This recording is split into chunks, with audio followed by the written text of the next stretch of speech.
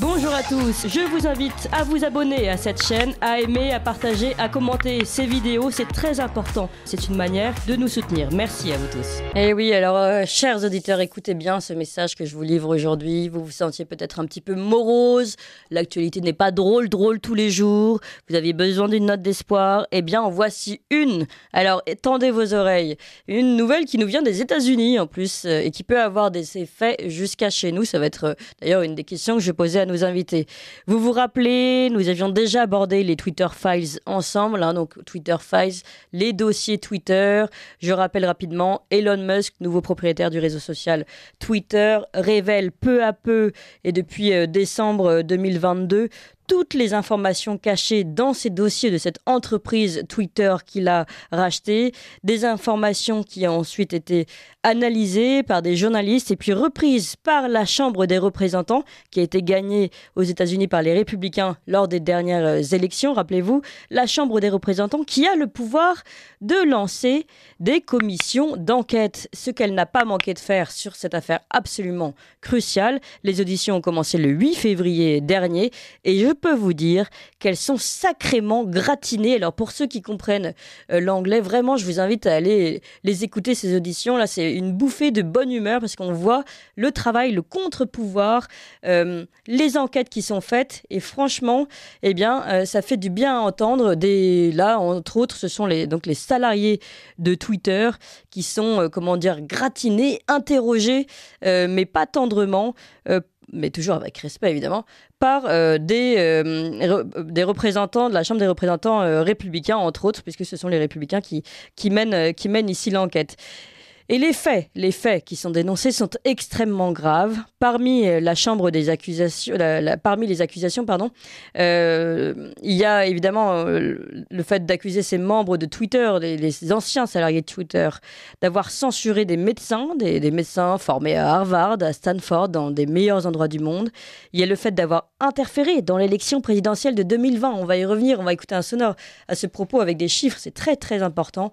Et encore plus grave peut-être, parce que ça révèle des compromissions plus importantes encore, ce sont les liens entre le FBI et Twitter. Mais s'il y a ces liens entre FBI et Twitter, on peut imaginer d'autres liens entre le FBI et d'autres réseaux sociaux.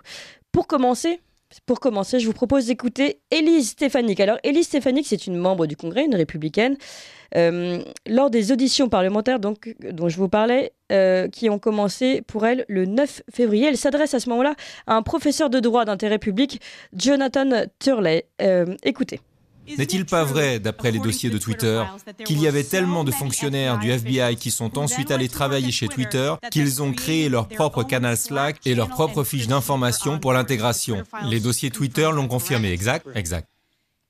Savez-vous, tout comme le peuple américain, que selon un sondage réalisé auprès des personnes qui ont été mises au courant de l'histoire de l'ordinateur portable de Hunter Biden, 53% auraient changé leur vote, dont 61% des démocrates. C'est la définition de l'ingérence électorale. Et c'est la définition de l'ingérence électorale par le FBI, au nom des démocrates, payée par les contribuables américains. C'est de la collusion, c'est de la corruption, et c'est inconstitutionnel. Voilà, donc vous aviez la traduction et peut-être vous n'avez pas eu le temps de bien analyser ce qui a été dit. En gros, il y avait tellement d'anciens, ou de membres du FBI dans Twitter qu'ils ont créé leur propre chaîne, Slack et autres, leur propre système de gouvernement au sein de Twitter. Et puis Elise Stefanik qui arrive à dire, finalement, c'est un système de corruption au plus haut niveau entre le FBI et Twitter. C'est d'ailleurs la définition de l'ingérence électorale par le FBI au nom des démocrates. Payé par les contribuables américains. Oui, parce qu'un peu plus tard, elle explique qu'il y a quand même 3 millions de dollars de contributions qu'a donné le FBI pour faire censurer des informations par Twitter, des informations concernant les élections de 2020. On parle d'informations gravissimes là qui sont révélées au grand jour, en plein dans cette chambre des représentants américaine. Et puis elle finit par cette conclusion: c'est de la collusion, c'est de la corruption et c'est inconstitutionnel.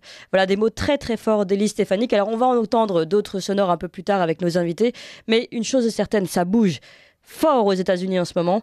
le contre-pouvoir fonctionne et il faut en parler. Et on en parle avec nos deux invités qui suivent ces informations de très très près. Alors bonjour Renaud Bochart. Bonjour. Et merci beaucoup d'être avec nous ce matin pour vous. Rappelez-nous quelle heure il est. Un peu tard, il est presque 2h du matin. Oui, merci encore et à chaque fois d'être toujours présent au rendez-vous puisque vous êtes sur place, vous êtes avocat, essayiste franco-américain, vous êtes sur place à Washington, je crois, et vous suivez évidemment toutes ces affaires de très très près. Vous avez d'ailleurs un Substack français, une plateforme sur laquelle vous publier vos propres chroniques, les chroniques égrégoriennes avec déjà plusieurs essais publiés. Vous êtes aussi auteur, comme je disais tout à l'heure, vous avez publié ce livre Christopher Lasch, un populisme vertueux chez Michalon, ou encore L'assujettissement des nations aux éditions Charles Léopard Meyer. Et puis nous sommes également avec Nicolas Conquer. Bonjour Nicolas Conquer. Bonjour Clémence. Et merci d'être avec nous également. Vous êtes en France, vous, en ce moment? Absolument, il est presque 8h, tout comme chez vous dans le studio. Bon, ça va. Vous êtes porte-parole du Parti républicain américain, mais donc en France et en ce moment sur le territoire français. Donc un petit peu plus facile, ça doit un petit peu faire un petit peu moins mal aux yeux. Pour commenter ce qui se passe, en tout cas, je l'ai dit, et encore une fois, chers auditeurs, ce qui se passe est fondamental en ce moment aux États-Unis et nous concerne. Ne pensez pas qu'on s'intéresse aux États-Unis, ça nous concerne directement, puisque évidemment, ça peut avoir des effets jusqu'à chez nous. Alors, pour commencer, j'imagine que vous avez tous les deux suivi fortement. On passera d'autres extraits qui sont très intéressants sur les questions sanitaires, sur les questions également de l'ordinateur d'Hunter Biden. Mais Renaud Bochart, vous suivez ça de très près également. Là, franchement, on est épaté par le travail d'audition des membres des républicains de la Chambre des représentants. Oui, on est épaté par ce qu'ils font, mais je serais plutôt tenté de dire qu'il faut avant tout être épaté par le travail de gens comme Matt Taibbi qui ont traité les matériaux bruts et qui ont porté ces révélations au public. Et en fait, ce que font les Alors, expliquez-nous, pardon, juste pour que ce soit clair pour tous nos auditeurs. Matt Taibbi, en fait, Elon Musk a dit, voilà, moi je vais tout publier, mais il a donné ces dossiers à 2-3 journalistes, je crois. D'ailleurs, plus que ça maintenant.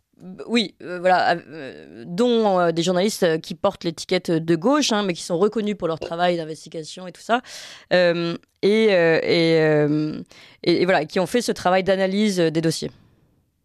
Oui, en fait, ce que Elon Musk a fait une chose qui est assez intelligente en fait. Il a fait un véritable casting d'enfer de journalistes américains. Emmené par la personnalité de Matt Taibbi. Matt Taibbi, c'est quelqu'un qui s'est illustré comme un grand journaliste d'investigation, qui était plutôt considéré comme quelqu'un qui était plutôt du côté libéral. Maintenant, Matt Taibbi est traité par toute la presse d'establishment comme quelqu'un d'extrême droite. Évidemment. Évidemment. Donc Matt Taibbi est un peu le chef d'orchestre en fait de ces Twitter files. Il est assisté par un nombre qui grossit en fait de journalistes, avec des gens comme Barry Weiss qui était ancienne éditrice des pages opinion du New York Times, qui a quitté le New York Times après une espèce de fronde au sein de la rédaction du New York Times parce qu'elle avait publié une interview de Tom Cotton, qui est un sénateur républicain. Et vous avez des gens comme Michael Shellenberger, comme Alex Berenson, qui a été censuré, enfin qui est illustré par son reportage sur le Covid, et donc ça les rangs grossissent en fait des journalistes habilités à traiter les Twitter files. Et ce qui est bien avec ces auditions devant la Chambre des représentants, c'est que ça donne en fait un peu d'écho dans les médias mainstream à ces Twitter files, parce qu'en fait la presse mainstream a choisi complètement d'ignorer les Twitter files qu'ils ont appelé une sorte de nothing burger. En disant il n'y a rien à voir. Et puis, et là, on a ces auditions devant la Chambre des représentants qui sont des auditions d'anciens hauts responsables de Twitter, dont la directrice juridique Vijay Agad, l'ancien chef censeur. En fait, il avait un titre de chief, je me rappelle plus, Security and Trust, Yoel Roth, Et puis, de façon très intéressante, un ancien responsable de Twitter, James Baker, qui est aussi un ancien directeur juridique du FBI. Eh oui. Donc, on retrouve au travers de James Baker les rapports tout à fait ambivalents entre la communauté du renseignement et les réseaux sociaux. Oui, alors évidemment, on va revenir sur ces rapports, parce que c'est absolument fondamental et ça révèle beaucoup, beaucoup de choses. Vous disiez que le grand travail, en effet, a été fait par ces journalistes qui ont donc analysé l'information, parce qu'elle était très brute, pour la rendre plus digeste. Et ensuite, donc, les Républicains les ont récupérés pour faire ces enquêtes. Mais l'avantage, on va dire, en effet, il y a le fait que ce soit mis en avant sur le devant de la presse. Et puis, ces auditions on peut toutes les écouter, les récupérer. Donc, elles sont transparentes. Donc pour nous, c'est très très important. Mais derrière, c'est surtout que ça peut enclencher enfin des procédures judiciaires. C'est aussi ça. Non. Bon, ouais, je me tourne vers Nicolas Coquer en tout cas. Oui, Clémence, effectivement, c'est des auditions qui se sont déroulées la semaine dernière sur le sol du Congrès, avec cette commission qui mettait en avant donc 4 anciens hauts dirigeants de Twitter. Donc c'est pas vraiment juste les petites mains, c'est vraiment des gens qui eux-mêmes ont été amenés à prendre ces décisions et qui influaient vraiment sur la marche de la compagnie et qui infusait un peu toute cette idéologie woke et cette collusion avec le pouvoir dont vous avez parlé. Donc c'est vraiment ces 4 dirigeants qui ont été sur la sellette.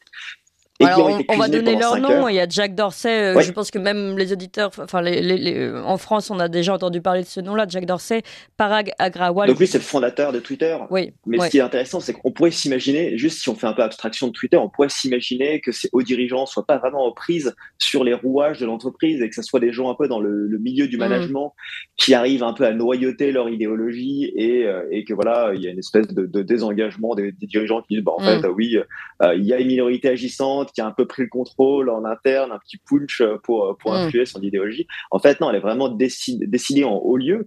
Et c'est là où ça devient intéressant, c'est que donc ces personnes, ces anciens exécutifs ont eu à rendre des comptes pendant 5 heures dans cette audition qui avait donc été annoncée par le Parti républicain, donc en disant voilà, le jour où on reprend la Chambre, il y aura des auditions parce qu'on peut pas laisser faire cette censure des big tech et en particulier de Twitter au vu de ce qui s'est passé dans l'ingérence de la dernière élection présidentielle de 2020.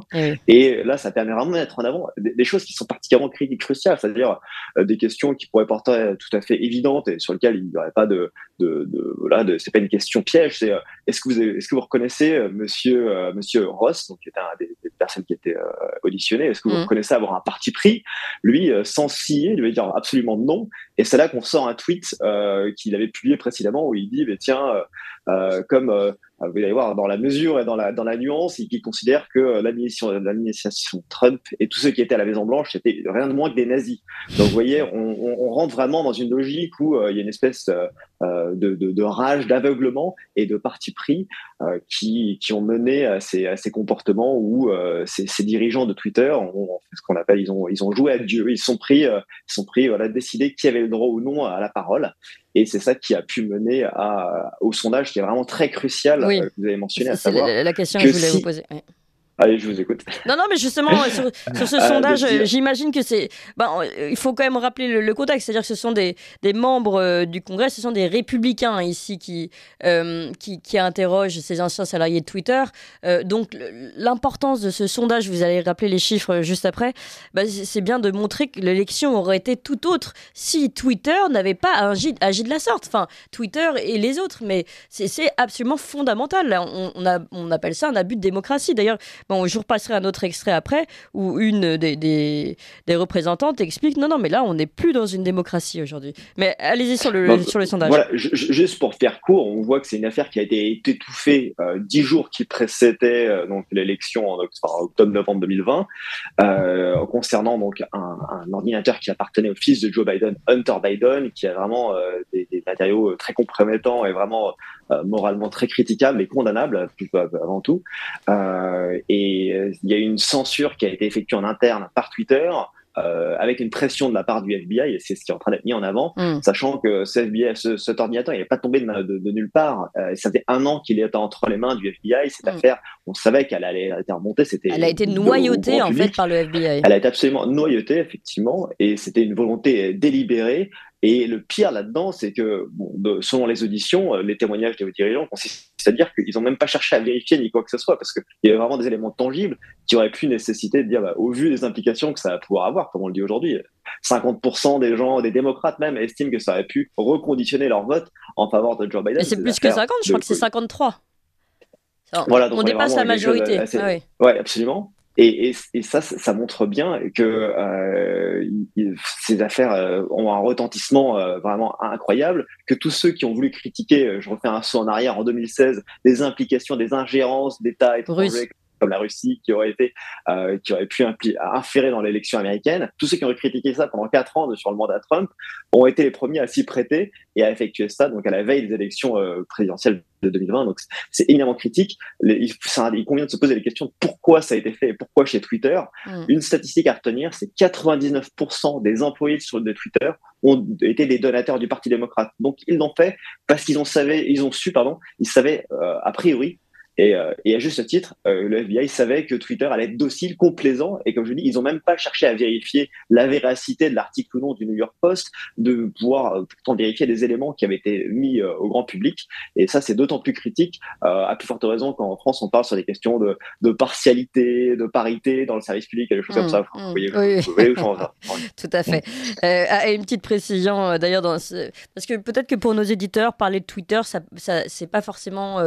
on se dit, c'est pas très grave, il n'y a qu'une entreprise qui finalement aurait été pro-démocrate pendant les élections, ça va pas non plus changer le cours des choses, parce que tout le monde ici qui nous écoute n'est pas forcément sur Twitter. 2 choses à ce sujet.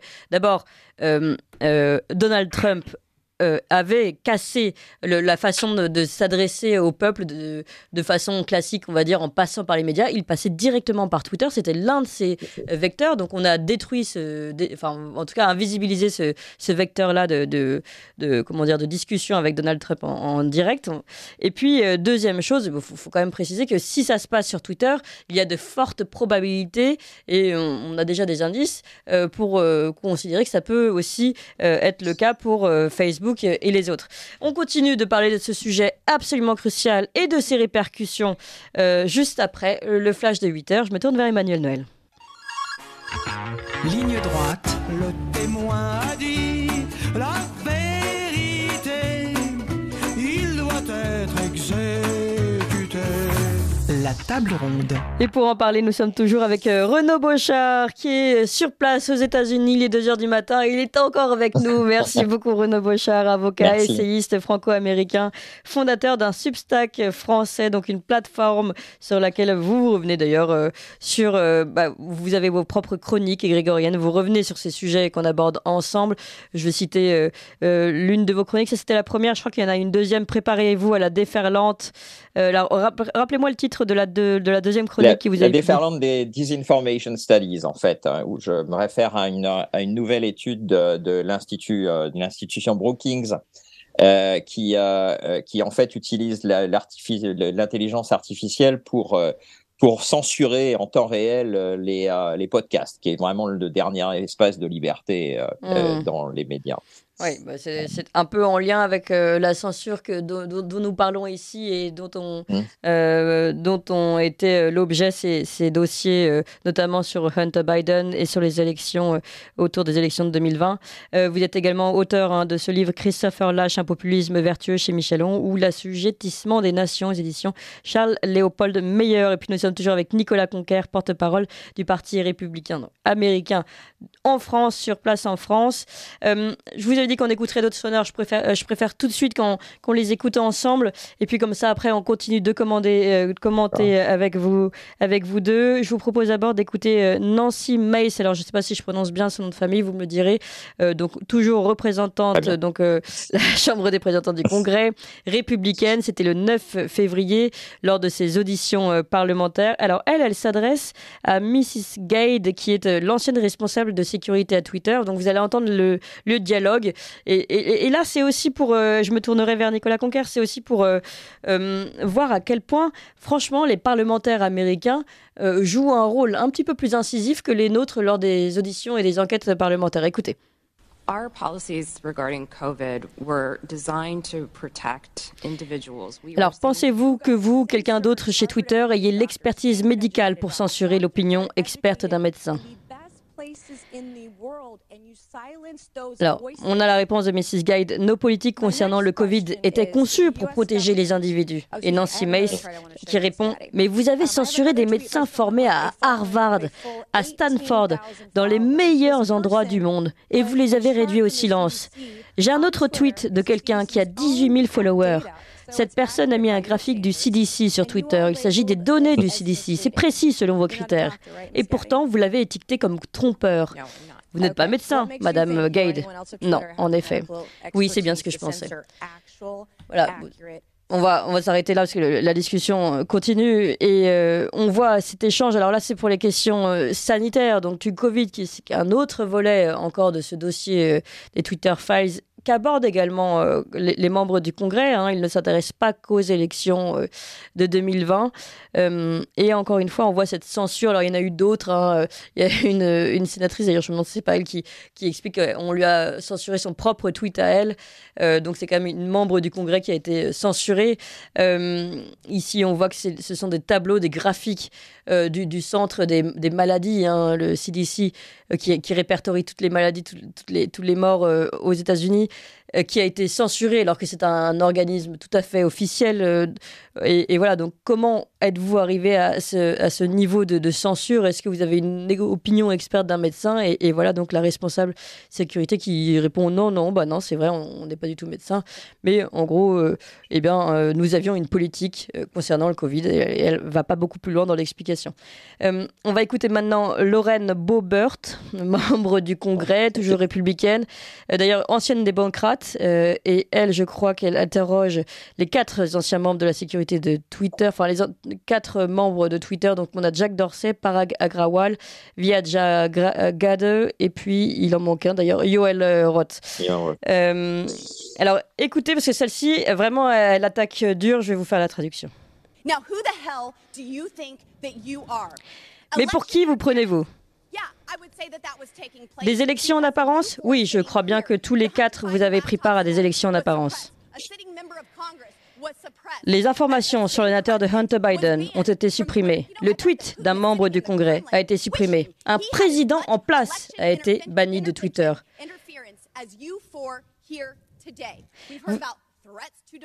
Alors, vous savez que Poutine, du haut de son palais, doit rêver d'avoir autant d'interférences que vous 4, vous en avez eu dans ces élections.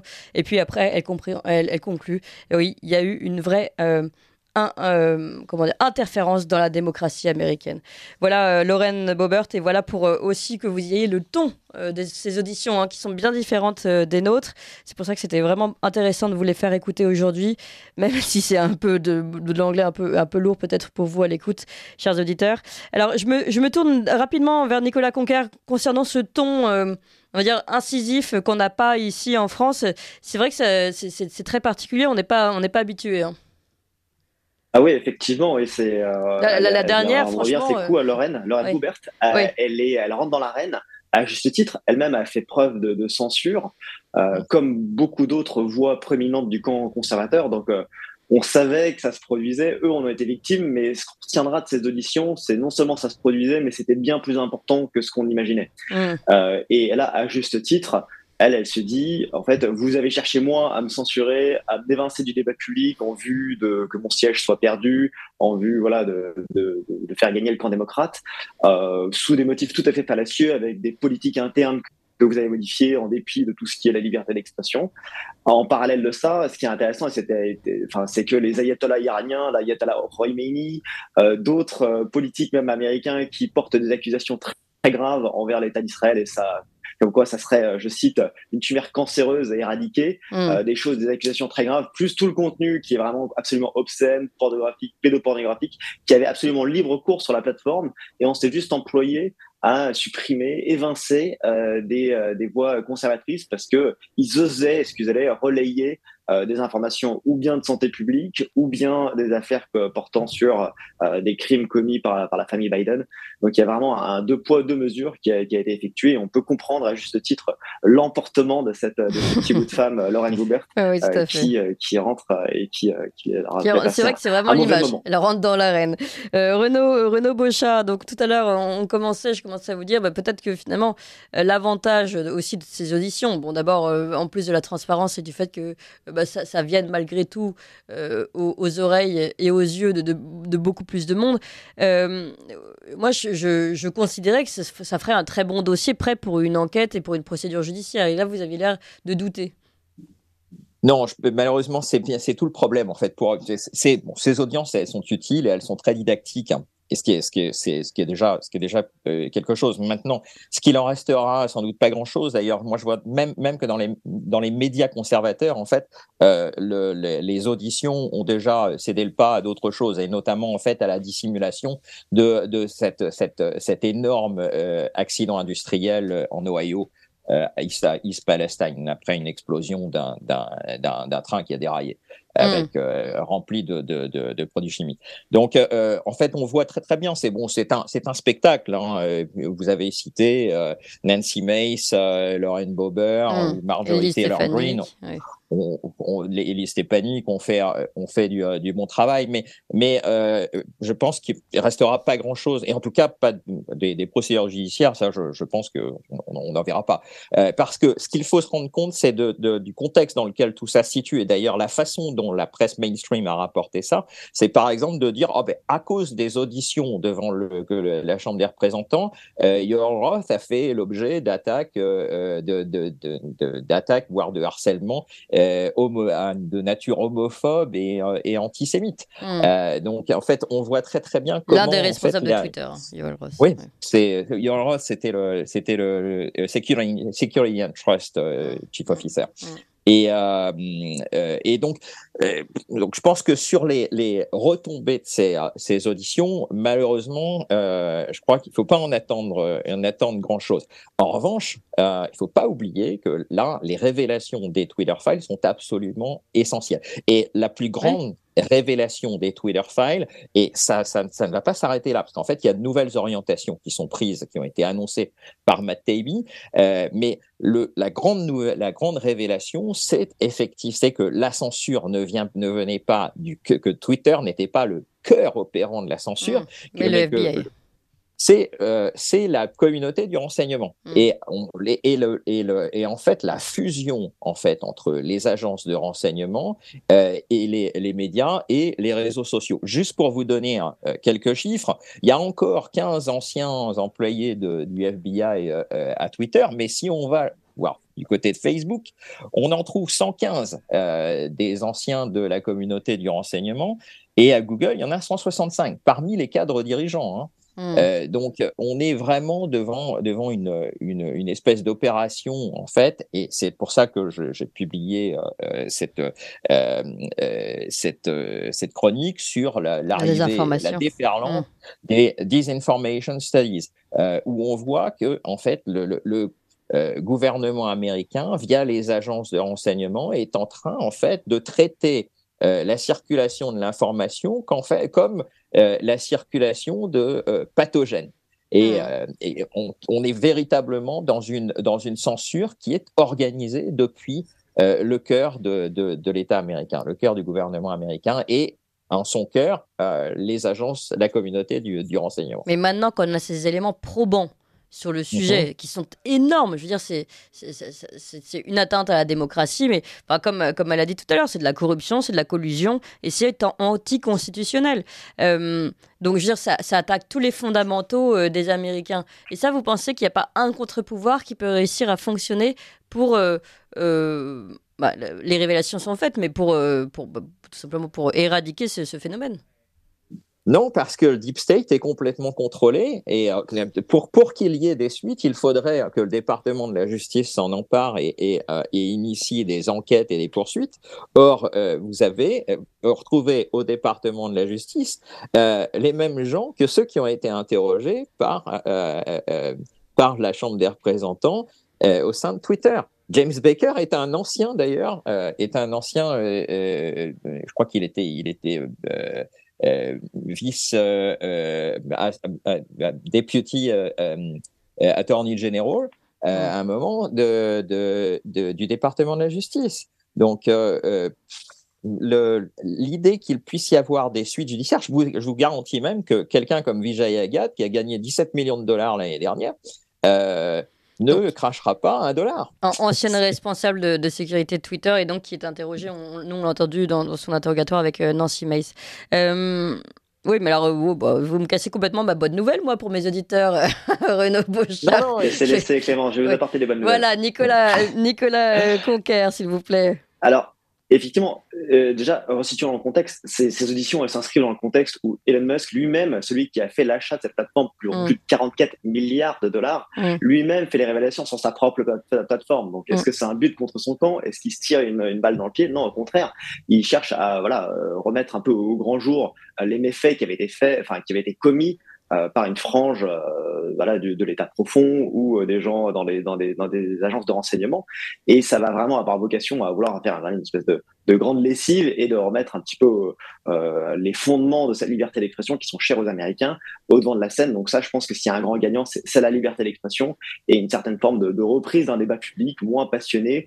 On avait parlé chez vous de termes que c'était les blacklisting, le shadow banning, l'invisibilisation. Là, le dernier terme qui va vous plaire, on est vraiment dans la novlangue. Ils appellent ça la visibilité filtrante. C'est-à-dire que désormais, en fait, c'est exactement la même chose, mais ça a juste un nouveau nom. Mais de fait, ça a quand même cours, et ça, c'est des choses contre lesquelles on doit lutter. Et ça, je pense que c'est clairement une des premières victoires qui va avoir lieu. Donc ça, c'est vraiment tout à mettre au crédit d'Elon Musk et forcément la réponse qui a été faite par le Congrès et la commission menée par les Républicains. De manière plus actuelle, de manière concomitante à ces auditions de Twitter, il y a toute une sous-commission qui est en train de mener une audition qui a vocation à étudier l'instrumentalisation du pouvoir fédéral contre les citoyens américains. Donc, on parle en anglais de weaponization. Donc, c'est comment est-ce qu'on instrumentalise, mais vraiment, on objectifie la justice de manière vraiment quasiment avec un bras armé à l'encontre des citoyens américains. Et tout ça, donc, comme notre invité en parlait, avec la désinformation, la censure effectuée par des agences de renseignement comme l'FBI, mais d'autres également, la CIA, envers les réseaux sociaux. Comment est-ce que ça vient affecter le citoyen américain dans sa vie quotidienne et dans son exercice de ses droits démocratiques. Donc, ça, c'est une autre commission d'enquête qui a lieu en ce moment. Absolument, qui est faite de manière parallèle. C'est un sous-comité, mais c'est mené plus ou moins par les mêmes personnes. Jim Jordan, qui est donc un membre du Congrès républicain et qui initie ça. Et vraiment, il y a un vrai grand travail qui est mené. Donc, c'est pas une victoire politicienne concrète, mais je pense que le débat sort un petit peu, on en sort grandi, et il y a vraiment une vraie volonté des républicains, des indépendants et même des démocrates de s'assurer que le pouvoir fédéral garde un petit peu ses ramifications et ses tentacules loin des intérêts et de la vie privée de chacun de ses ressortissants. Oui, mais si on n'a pas les leviers d'action, là on comprend que le FBI, on le dit, et finalement, pas que le FBI, vous précisiez tout à l'heure, Renaud Bochart, c'était finalement l'ensemble des services de renseignement qui ont une forme de tentacule un peu partout sur le territoire, le pouvoir fédéral agissant également. Donc on est content de l'apprendre, mais on aimerait bien pouvoir avoir des leviers d'action, Renaud Bochart. Finalement, vous dites tout est vérolé. Il y a pas. Il me semblait qu'aux États-Unis, justement, la vérité éclatant, il existait un petit peu plus de contre-pouvoir qu'en France. Je dirais dans les traditionnellement oui, mais là vous avez véritablement un État profond qui est gouverné par une espèce de classe d'ailleurs très très homogène, et c'est les rapports au sein de cette classe sont vraiment des rapports d'entre-soi. Donc ça, moi, encore une fois, il faut vraiment prendre la mesure du changement profond de contexte et de cette capture Et d'abord, capture par quoi? Moi, j'ai lancé mon Substack en langue française, les chroniques grégoriennes, précisément à partir d'un texte qui analyse cette espèce d'esprit qui habite la totalité de cette classe. C'est une espèce d'obsession du pouvoir pour le pouvoir, et qui fait que c'est très difficile d'envisager des leviers d'action traditionnels. En revanche, ce qui est la bonne nouvelle, c'est que ce sont ces révélations par des journalistes comme Matt Taibbi, qui ont accès à des informations auxquelles ils n'auraient pas eu accès auparavant. Et moi, je pense qu'il y a des orientations qui vont être prises dans les enquêtes de Matt Taibbi, et notamment toute une enquête sur le réseau de think tank et d'ONG qui sert précisément les intérêts de cet État profond, et puissamment fondé, financé d'ailleurs, qui sert en fait particulièrement cette communauté du renseignement. Cette communauté du renseignement, d'ailleurs, dont on s'aperçoit que parfois elle va vers les réseaux sociaux et elle leur dit voilà une liste de 1500 comptes qui sont des bots russes. Et puis Twitter revient vers eux en disant non, oui, c'est pas. Il n'y a pas de présence russe ici. Et si, trouvez-moi une présence russe. Parfois, ce sont eux qui vont, en fait, à travers, par exemple, le think tank Hamilton 68, qui vont fabriquer, en fait, des histoires qui sont à l'origine de la censure qui est ensuite demandée auprès des réseaux sociaux. Donc, en fait, on voit vraiment que nous sommes dans une énorme campagne de propagande. Et maintenant, c'est ça qui est très important. Les ficelles sont apparentes. Malgré la complète omerta des médias traditionnels, des médias mainstream sur les révélations des Twitter files, nous avons en fait, nous voyons ce qui se passe et nous voyons de l'intérieur les méthodes qui sont utilisées pour censurer. Donc ça c'est absolument essentiel. D'accord.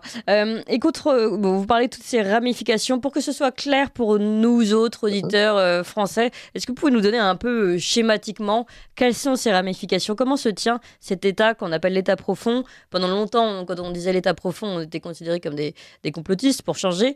Mais aujourd'hui, c'est vrai, vous le dites, c'est sous nos yeux. Je veux dire, on a les révélations sous nos yeux de ces ramifications qui existent. Est-ce que vous pouvez nous dire, en gros, déjà à partir des éléments forts que nous avons ici dans ces révélations, quelles sont ces ramifications?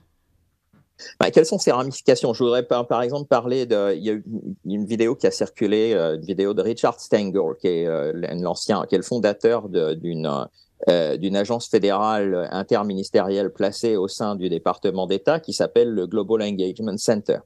Le Global Engagement Center, c'est quelque chose qui était né en fait de la guerre contre le terrorisme et qui en fait a été complètement reformulé à la fin de l'administration Obama, lorsque Trump devenait en fait le vainqueur annoncé de la primaire républicaine, pour s'intéresser en fait à l'influence russe dans la vie politique américaine. Et ça, ça signe un changement très profond qui vise en fait à appliquer à la population américaine des techniques de propagande qui étaient utilisées autrefois uniquement à destination de populations de pays étrangers. Donc là, on rompt véritablement des tabous.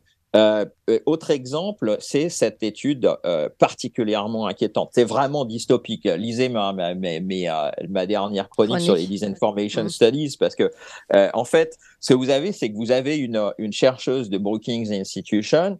Bon, c'est un think tank qui est considéré comme le vivier d'experts le plus sérieux au monde. Vous allez sur France Culture, vous avez constamment des experts de Brookings.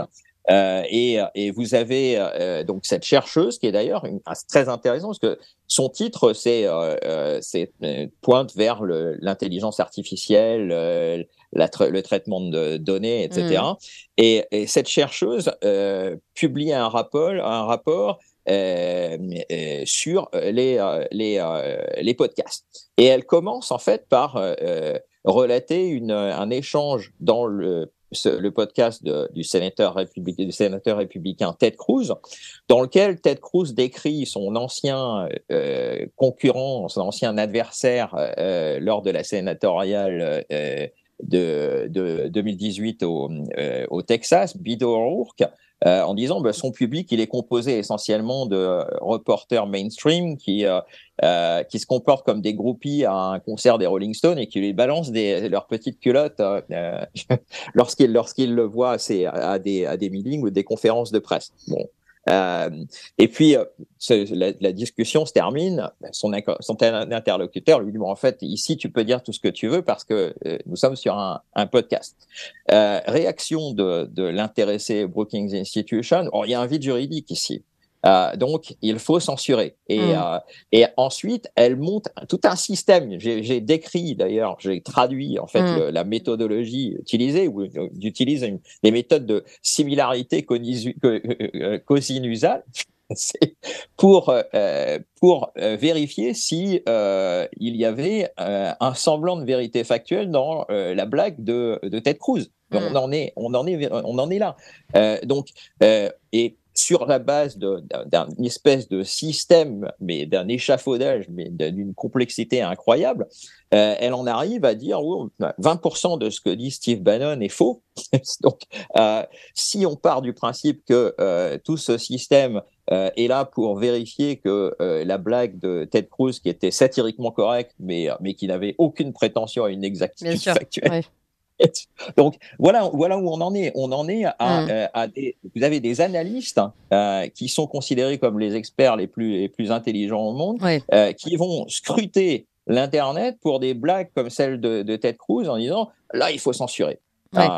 Donc la censure vraiment à tous les étages. Et puis, vous l'avez dit, cette censure qui est à l'origine avec des techniques de censure qui sont normalement faites pour les pays étrangers de propagande et de contre-propagande, et puis qui sont aujourd'hui appliquées pour les citoyens américains.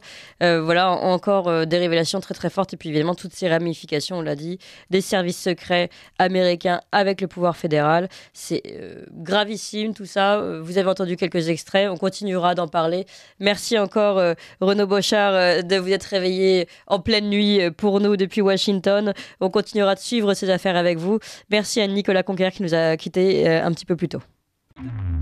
Vous appréciez cette émission? Alors aidez Radio Courtoisie à en produire d'autres en indépendance totale. Rendez-vous sur soutenir.radiocourtoisie.fr. Merci d'avance.